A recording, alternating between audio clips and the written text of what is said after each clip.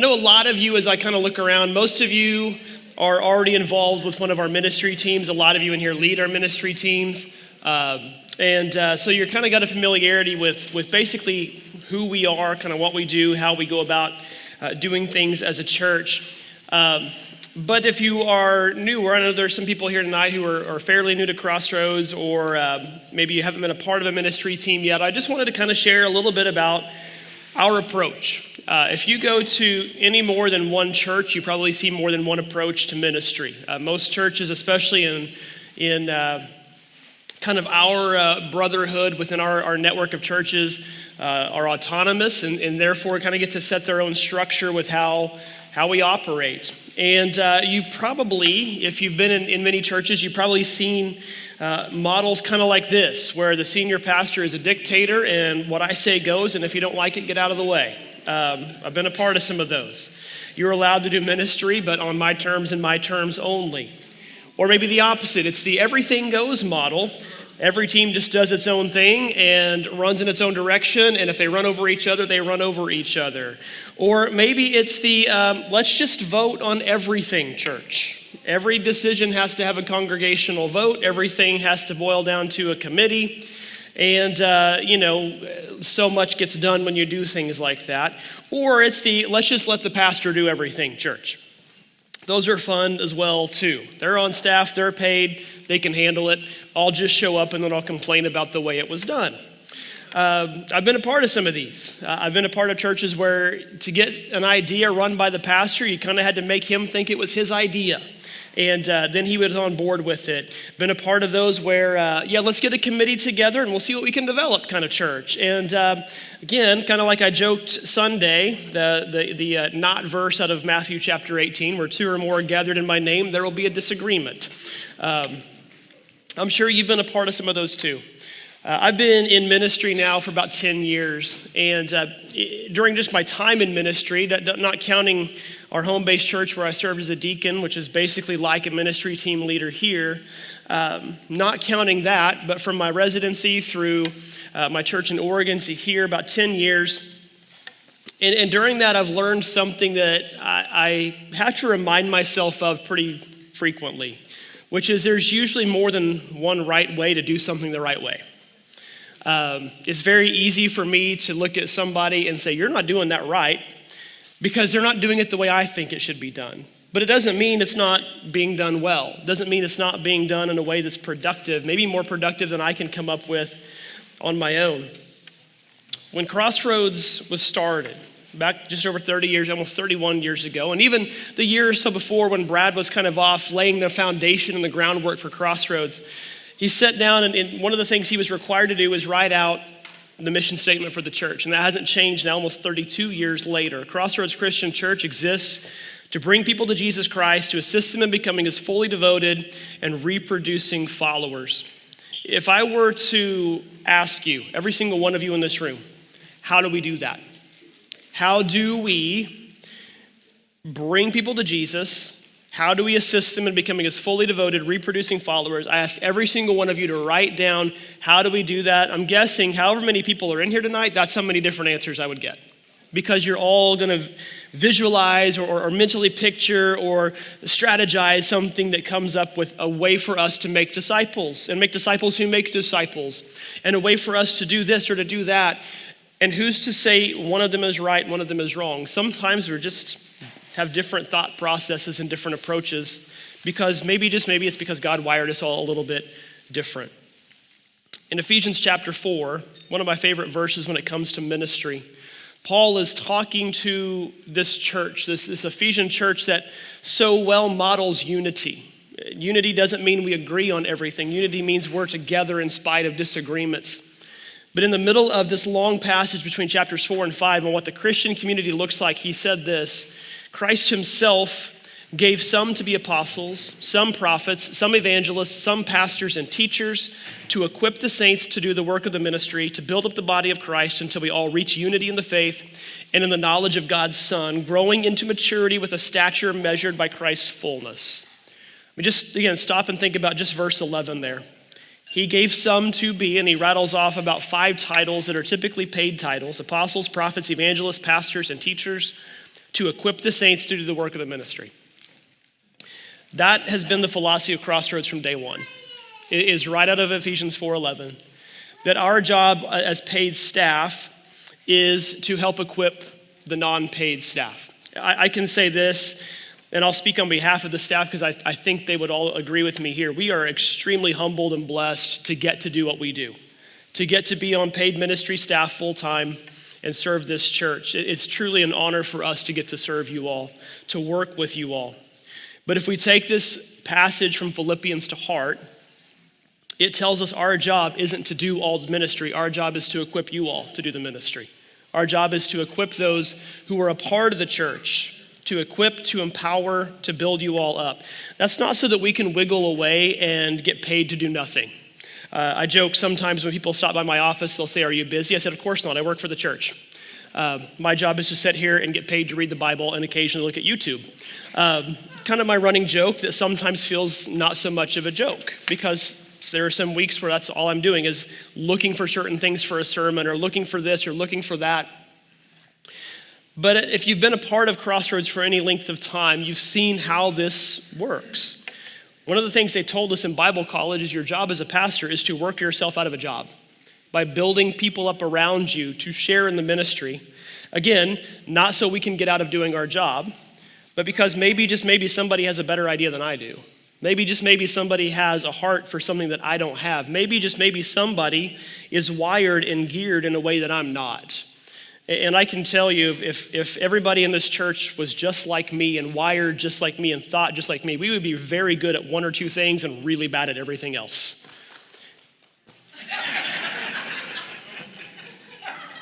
Get out. That's our assistant women's ministry team leader, by the way.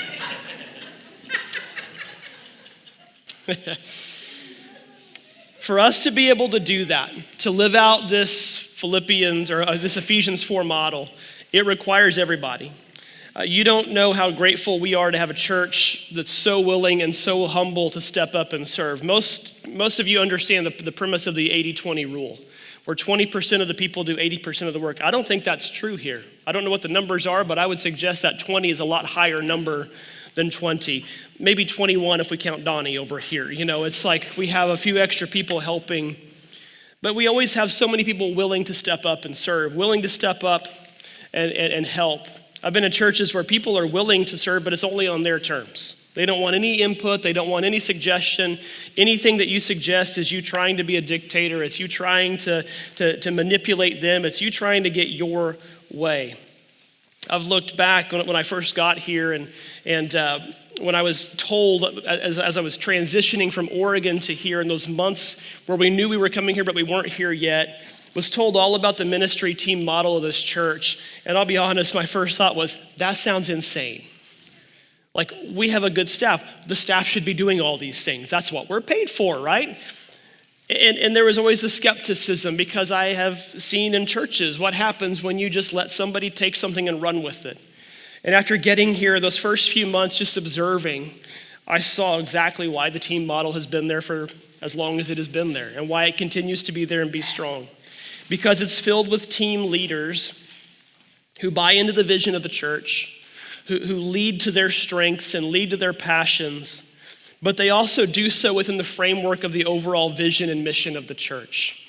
One of the things that I was taught in ministry training is if somebody brings an idea to you and it doesn't fit your mission, you have to tell them no.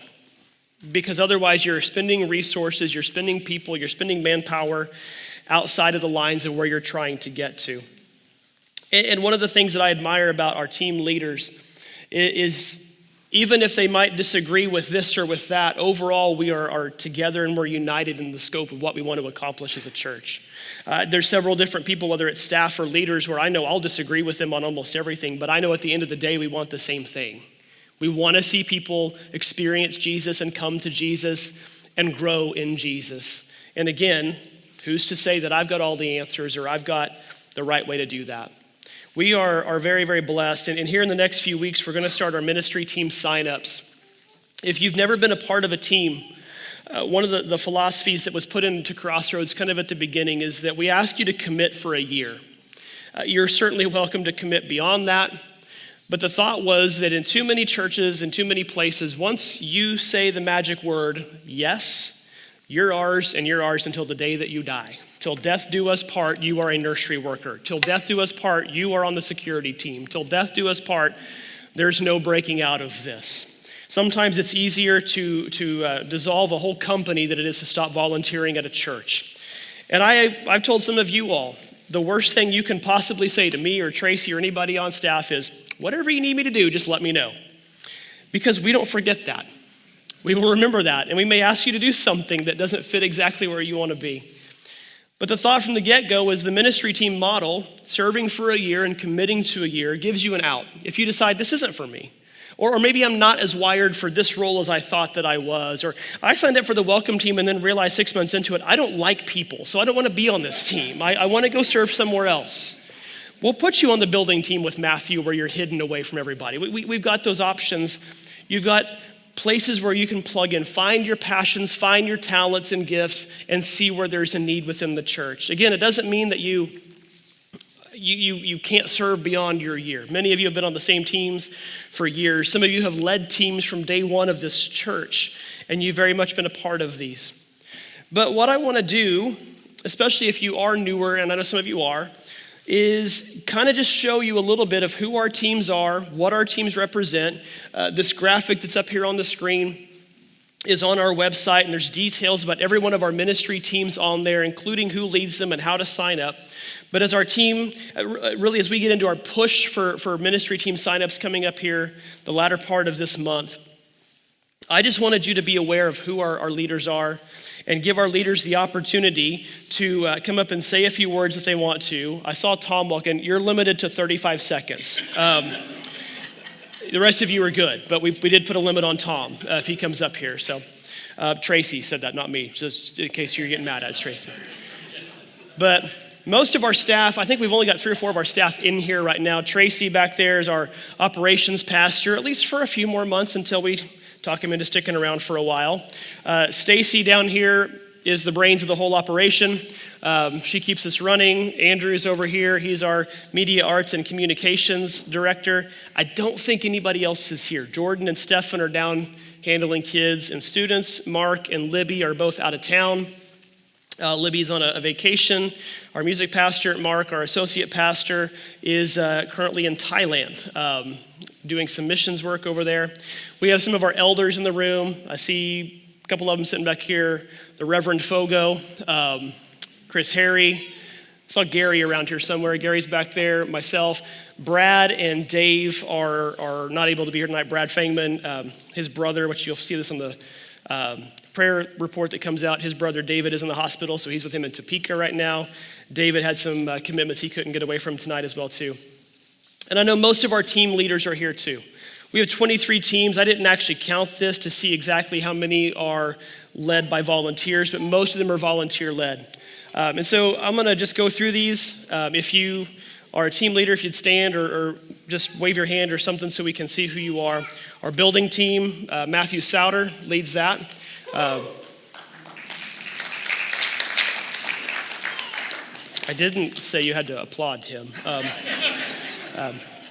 They take care of everything around the building, as their name suggests. Most of these, I mean, the name pretty much describes it, as simple as painting a wall or sometimes doing electrical work, or his most recent thing, trying to get our baptistry to not be a polar plunge anymore, which we did find out that somewhere the plug didn't get put back in. Matthew fixed it, started the water last night. The drain was still wide open. We didn't know that, and it ran for a very long time. So that was fun. Our children's team, led by our children's pastor, Jordan Lindsay. She's down there with kids right now. Our fellowship team is Pam right down here. She's in charge of this here tonight. Anytime there's food involved, Pam's probably involved. So if you like the donuts and coffee on a Sunday morning, that's been Pam, and been Pam for what, since day one? Since day one of Crossroads. She's outlasted Brad Fangman, if that tells you anything. Our follow-up team is Vanjie Kelso. I don't think Vanjie's in here tonight. Follow-up, she's the one who takes care of our people we haven't seen in a while. She's the one who will send cards to new people when they show up. Vanjie once a month chases you around with her phone, trying to get a picture to put in Shelby. She's kind of our point of contact for people to help us reach out to those we haven't seen or heard from in a while. Our grounds team is Jerry Manhart. There he is. Jerry's down here. A lot like Matthew and the building team, they take care of everything outside the four walls. So he's, especially during the summer or spring, he'll be up here getting the landscape areas ready. They had one day last year, they came in and replaced 30-some sprinkler heads because they weren't working properly. Things of that nature to help our facilities look nice and stay nice. Our helping hands team, Wayne and Jerry are right over here. This is team so important, we need them both to do this. Their team kind of does what their name suggests. They help out where it is needed. Most of the time, it's on a Friday, getting the bulletins ready to go, folding them, putting the inserts in them. They also come and help out before events if there's little things that need to be done that are kind of some of those tedious things. They've got a good team of people that just show up, like to sit around the table and chit-chat as they put stuff together. It's fun to pop in and talk to them. We already have 16 signups, and the signups haven't even opened up yet. No pressure, everybody else, but... we can only fit 8 people in that break room, so we're going to have to make some cuts at some point with their team. Our marriage team, Tom's down here. I didn't see Linnea, but our marriage team counsels couples, works with couples, mentors couples, tries to help understand the notion that often the key to a strong family is a strong marriage. Our media team, Stan Monger might be asleep back there. That would be on par for him. Runs our slides on a Sunday morning, which there's more to that than just clicking a button and putting the next lyric of the song up there or the next sermon slide up there. A church at this day and age, you don't realize exactly how much you rely on these screens. It's pivotal for that. They kind of keep our service moving. Our men's team, James, is right there. He is front and center. Adult men's ministry. Our men's team does a lot of activities together. We've got groups at golf that shoot pistols, that play basketball. We've got breakfast once a month for fellowship and times to learn and grow. Our missions team is Mark Palmer. Mark is, like I said, out of the country doing missions right now, so unavailable for that. But our missions team is more of our global outreach. There is some local stuff that they do as well too. Very outwardly focused, helping us to do that part of the command to go into all the world and to make disciples of all nations. Our music team, what you see up here on a Sunday morning, Libby leading that. Also our team upstairs at 8 o'clock on the music team as well too, helping us during our Sunday morning worship service. Nursery team, Melissa's over here, handles our littlest ones, about 2 years old and down, give or take, thereabouts, depending how old your children feel that day, I guess, but hers is a team that typically has plenty of people. She does a great job recruiting and getting people in place. Tara is over here with our outreach team. It's technically on paper Tara and Ryan, but she's the brains behind the operation. She drove all the way back from Texas with 2 small children in the car just to be here for this tonight. So, yeah. Our outreach team really tries to get Crossroads into the community. Put on events, they put on things to get our name out there throughout Shawnee and the area so that we can let people see us and be visible, and that's a good outlet to get people here with a lot of things that we do. Pastoral care is a kind of a direct team under Mark. It had been under Brad Fangman and Brad Fogo for quite a while, taking care of our people, visiting people in the hospital, visiting people as they've gone through difficult times. Production team, that's Andrew now taking that over. They put on our live stream on a Sunday morning. If those of you who enjoyed that 2 weeks ago when it was snowing, that's our production team that takes care of that. Those of you who I'm just going to watch church in my PJs in bed this morning. That's our production team taking care of that. Our security team with Dwayne. Dwayne's here, probably out prowling security right now. But kind of the ones that are off to the sides normally. It's a team that helps to protect us. I mean, it sounds silly to have to say that, but you guys see the news, you know the things that are happening. It's a team that's very well prepared and very well trained to handle situations in a way that most of you would never notice they're needing to be handled. Our service team are the Fogos. Brad and Pam Fogo run that. They take care of our people kind of within, taking care of funeral meals, or if projects need to be done, like say a wheelchair ramp built for somebody, or something that somebody can't handle maybe on their own, they take care of our people. Our setup team with Russell Moore, I think I saw Russell around there. If you enjoy having a chair on a Sunday morning, that's Russell's team. And if you don't realize how valuable their team is, especially the ones that stick around to the end of 10:45. 2 weeks ago when nobody showed up, none of you all, guess who got to put all the chairs away? Me and Jennifer and Russell and Stacy helped. And I was outside after the 10:45 service.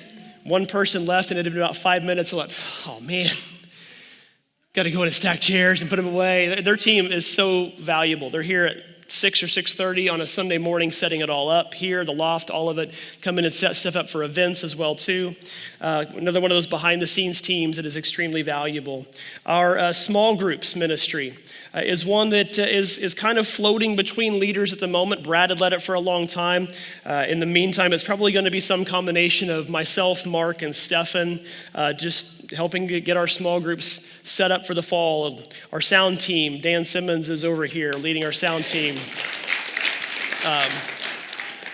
Helping to run all of our audio, helping to take care of all that so that everything sounds good. Because the thing with sound, I will say this, as somebody who ran soundboards for a long time and somebody who has obviously been on stage a long time, the sound person is one of those nobody in the room notices until it's a bad reason to notice them. And most of the time it's not their fault, but they catch all of the eye daggers flying their way as to why something is off. When they're doing their job well, everything sounds like it should sound and operates. Our students ministry is Stefan up handling student ministry right now on a Wednesday night. Probably kind of annoyed we're taking the gym space away from them tonight, but taking care of our sixth graders through our seniors in high school. We have our welcome team with Randy and Cindy Lewis.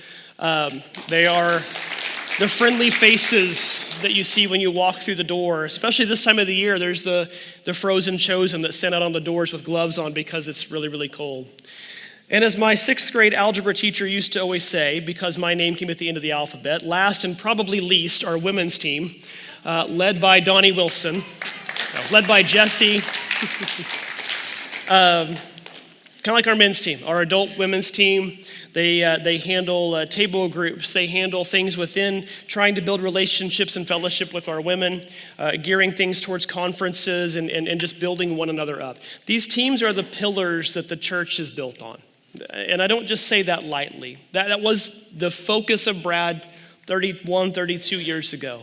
Was not a church that was based on committees, was not a church that was based on personalities, but a church that was based on mission, and a church that was built on those pillars, the foundation built on those pillars. Each of those team leaders, whether they're paid staff, volunteer, elder, whatever, each has their own method of operation. They have their own strategies. They have their own on-ramping processes for joining them. They each work in their own unique way within the greater mission and vision of the church. And I can say this after spending as much time with them as I have, getting to know so many of them, is that none of them think of themselves or their team as any bigger or more important than the rest. Obviously, their team is probably going to be the most important to them because that's their passion. That's what they're called to do. That's what they feel led to do. That's where their heart is. But yet none of them look at their team as one to flex over the others or say, get out of my way, I need my team, I need my space, I need this now. I've been very honored to get to be a part of these leadership team sessions and meetings and getting to work alongside all of you all. And it's so fun for us as we get into this sign-up team because this is our chance as a staff to really help you all as team leaders gear up for what you need for your sign-up process coming up in the next few months. Every sign-up is a little bit different. Some teams you can just hop right into. Some have more of a process. For example, our students and our kids ministry, there's a process there. There's interview processes. There's background checks. We're not letting just anybody down with our kids and our students. We're going to protect them. Our security team, obviously, there's a process there for that one as well, too. Our music team, I'll just be honest. There are some of you, please don't sign up for the music team. I stand backstage. I can hear you. God may think it's a joyful noise. We do not. We have other places for you where you can be quieter. It's wonderful. But yet there's some of these teams too where maybe you're not wired in that exact way. You can still help them and serve them. Our kids team, for example, you may say, I'm not the best with kids. They have a welcome desk. If you're somebody who can be reliable and help there, that's a place you can help Jordan with the kids teams. You can help in logistical ways with some of our teams as well too. And I would encourage you, if you're looking for something new, a new challenge at Crossroads, as we get into these team signups in the coming weeks, talk to those leaders. Ask them what their mission is. Ask them how you can help. Ask them a place that you might have. Because again, that place where you see your gifts and talents and you see your passions and you see a need and they all intersect, that's a good indicator of where maybe God is leading you and where God has put you on your path. Any of our team leaders want to share anything about your teams or about the process or anything that you would like to share before we wrap up some of our stuff this evening? Hey guys, we'd love to have you guys on the marriage ministry team. We really have a passion for helping couples build oneness with the Lord, and we do individual one-on-one discipleship with couples, and we'll even train a couple on how to disciple others and things like that. So all that stuff is encompassed in the marriage ministry, but ultimately we want to build oneness with the Lord and then help couples build oneness with one another and continue to work toward oneness for a lifetime of marriage and family, so that not only their marriage thrives, but their family thrives. So if you want to be a part of that, come see me and Linnea anytime, and we'd love to have you. I'm just curious, show of hands, has anybody been on the grounds beyond the 2 curbs of the parking lot or the building? Brad Fogo, Tim, anyone else been anywhere else on the property beyond the curbs? Have you touched the curb at either end of the parking lot? With your car does not count. Yeah, with your car.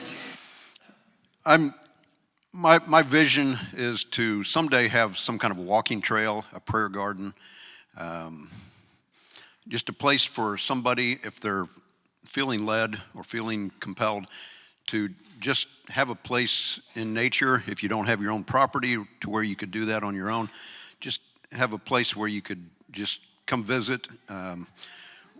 When the city of Shawnee, city of Lenexa, Lake Quivira, they used to have fireworks displays. The parking lot was always full on 4th of July because it's just such a beautiful campus, basically, to look out and see the fireworks. Most of the cities haven't done that in recent years as much as they used to. But I think we're really blessed to have a lot more ground here than what the building sits on. We try to do our best, make the trees and the grass and everything else look good, but it would be nice to just have the ability to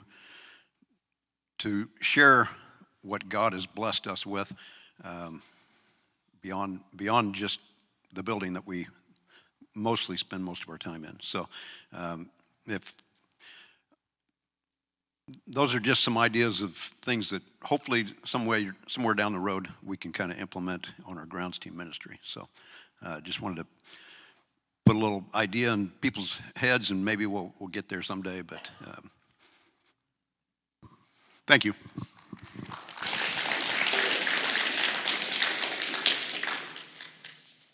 I will say Dan's team is one that if you have just any ear for music or ear for sound or any of that, it's a good team to be a part of back there. You get to push a lot of fun buttons.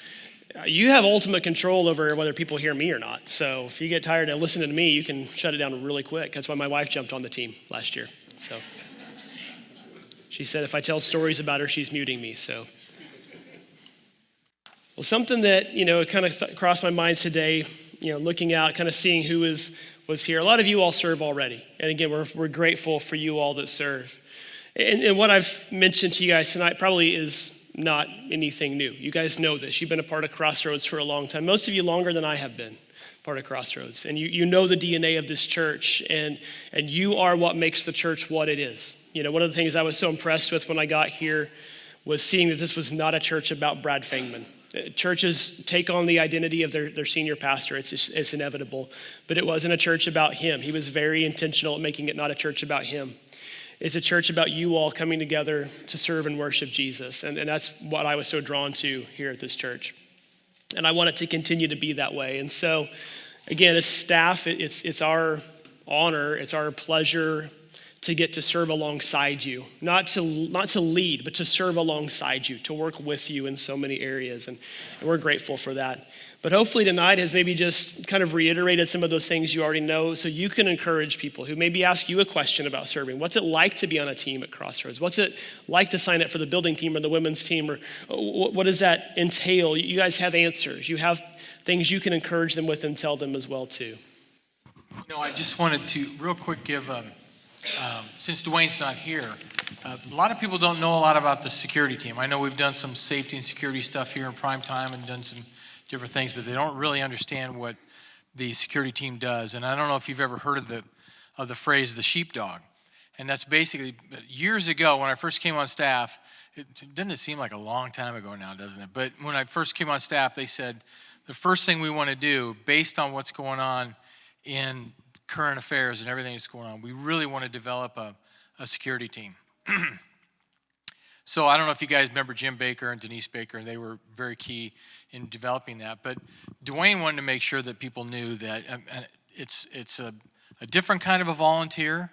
If you come in, if you want to talk about being on the security team, if you have a heart for protecting, I mean, that's basically what it is. We're here to protect, which comes with a lot of different things within that protection. But if you're interested in that, it's just a matter of coming to talk with me or Dwayne.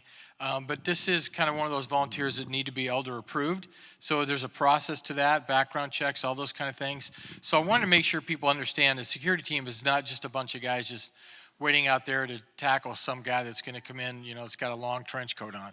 Otherwise, we'd be tackling Donnie every time he came in the building. And we really don't want to do that. So, but it's a bunch of guys that have a heart for protecting people, and that's what this is about. So if you have that kind of a passion, or if you know people that would fit that kind of a mold, let us know.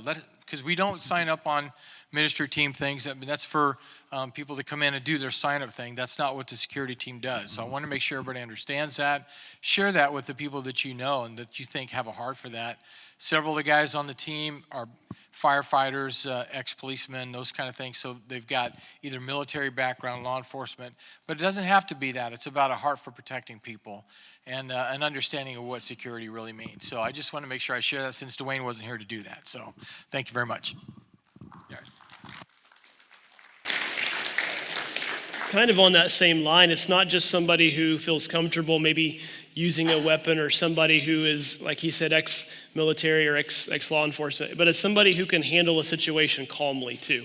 There are situations that get handled by that team probably more often than you'd think, and they do it in a way nobody notices. That's what makes it doesn't disrupt the worship service, it doesn't disrupt what's going on, it doesn't raise any bells, raise any alarms, or cause anybody concern. Everybody's able to continue to worship. So that's a key part of that as well too. So it'll start the last 2 weeks of February, and we do it through the first 2 weeks of March. So it'll be, when we say weeks, we mean you can sign up for most teams anytime. You can go to our website and sign up today if you wanted to. We make it more of a kind of a public push that one time a year, and it kind of correlates with around the time the church started, because it started kind of in the springtime 31 years ago. But yeah, here in about another Sunday or two, we'll start them. We'll have sign-up tables out front. We'll have things up recognizing our teams. The past few years, we've done kind of a ministry team fair sort of thing, a couple of those Sundays where there's tables and people. We're doing something a little bit different this year, but you'll have some leaders visible. You'll have some information about the teams visible. But those last 2 Sundays of February, first 2 Sundays of March, and again, you can sign up anytime on most of these teams. There are some teams that have a little different approach. Like, for example, if you join our kids or student team, you may sign up in March. They're asking you to commit for about 16 months instead of 12, because what they want is somebody that goes all the way through the summer of the following year, through camp seasons, and step off going into the school year if that's what you wanted to do. Because otherwise you've got volunteers leaving midway through a spring semester and then new ones coming on. So it's more of a little different commitment. Not every team has the exact same approach to structure and sign up. Like Tracy said, security team is one. We don't actually advertise that. We do that on recommendations. Music team, there's an audition process. Kids and students, there's a vetting process. Matthew's not going to let anybody on his team if they don't know the difference between a hammer and a screwdriver, for example. I've asked, he won't let me on the team. So, it's obvious. Part of it too is trying to find again, that fit for what we have. So we'll have that information coming up in the next couple of Sundays. We'll make a big push for it. You'll start seeing stuff in the foyer and stuff on our social media pages and all of that as well too. So, any other questions about ministry teams or serving in general? Lila. Yeah, Gary. Yeah. Technically, our teams get wiped off in February to March. So if you've been on a team, sign up for it again. We have had some team leaders, I won't name names, who refuse to wipe their rosters away. But yeah, if you want to join a team again, you just re-sign up. You're just committing for another year. So I won't name names, Dan, but most of our team leaders don't do that. So any other questions? That was a good one, Gary. Thank you for reminding me on that. All right. Well, let me pray for us. Thanks again to Pam and the fellowship team for the summer comfort food. Does a hot dog make anybody feel warmer when it's 30 degrees outside? Make you feel like maybe you're at the baseball stadium watching a game or at a cookout or something? Well, thank you to Pam, to the fellowship team for taking care of that for us for dinner. It's always appreciated when there's food involved, so we're grateful for that. Let me pray for us, and we'll be dismissed. Father, we're grateful again for the chance to serve your church. We're grateful for your church. We're grateful for the call to serve your church. We're grateful for the command to go make disciples and to serve others, not to be served. Father, I'm thankful for all the men and women here, those who aren't here as well too, who have led teams, been a part of teams, God, maybe served other churches, served in the community, people who have a heart to help others and to help others see you. God, I ask that you would just give them rest when they need rest. You would give them encouragement when they need encouragement. God, help them to always see the big picture and the mission. God, I pray as we get ready to have our ministry team sign-ups, Lord, that we would have just an outpouring of people that want to serve this church, to serve the church. God, we're thankful for everybody involved here. Grateful for them. We pray tonight in Jesus' name. Amen. You guys have a great night.